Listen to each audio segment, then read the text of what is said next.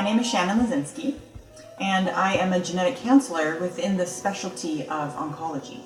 Oncology deals with treatment and the management of people with cancer. We work with patients to try and help them understand the reasons for why we are ordering genetic testing, the most appropriate kind of genetic testing. One of our most important roles is to help them understand the implications of that genetic testing result, as well as help them to cope with the emotional implications of it.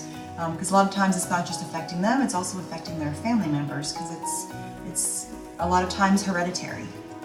I think that my motivation is seeing the patients and seeing how much it helps for them to see the difference between before they kind of knew what was going on and then getting the information that we give them and then how they react afterwards.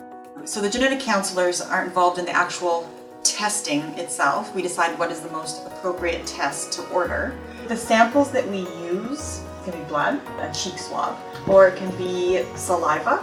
But then once we have the specimen, we send it off to these specialized labs who actually will extract the DNA. Through various different methodologies, they can look for variants or mutations either at the DNA level, at the gene level, or larger at the chromosomal level. We have 23 pairs of chromosomes. We inherit one of each pair from our mother and the other from our father. A chromosome is a number of genes. We have over 30,000 genes, and the genes are just a basic piece of information that determines all of our traits, all of our characteristics. So if you think of a gene like a string of letters, then a mutation is just a spelling mistake. And there are lots of different kinds of examples of mutations or spelling mistakes. In the sentence, "the dog ran fast," if the spelling mistake, there was just an extra G added, that you can still read that sentence, it still has meaning. It didn't change the function of that gene. But say the error was GOG instead of DOG, that sentence doesn't make sense. Therefore, we lose the function of that gene. Genetic counseling is an extremely rewarding profession.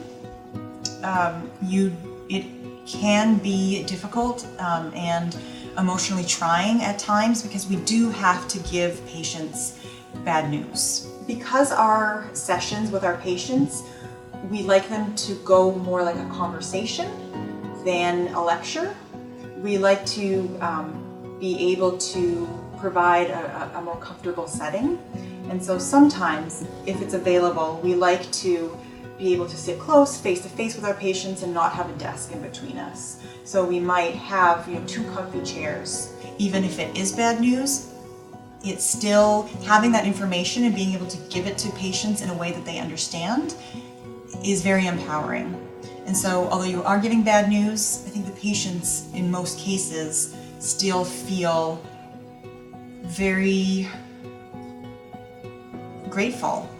For anyone interested in becoming a genetic counselor, there is a great genetic counseling society called the National Society of Genetic Counselors. We have a really nice website. You can go on the website. It shows you all the different programs, the genetic counseling training programs in North America. Also, through the website, you can search for your nearest genetic counselor, and it will show you where your nearest genetic counselor is and how to contact them.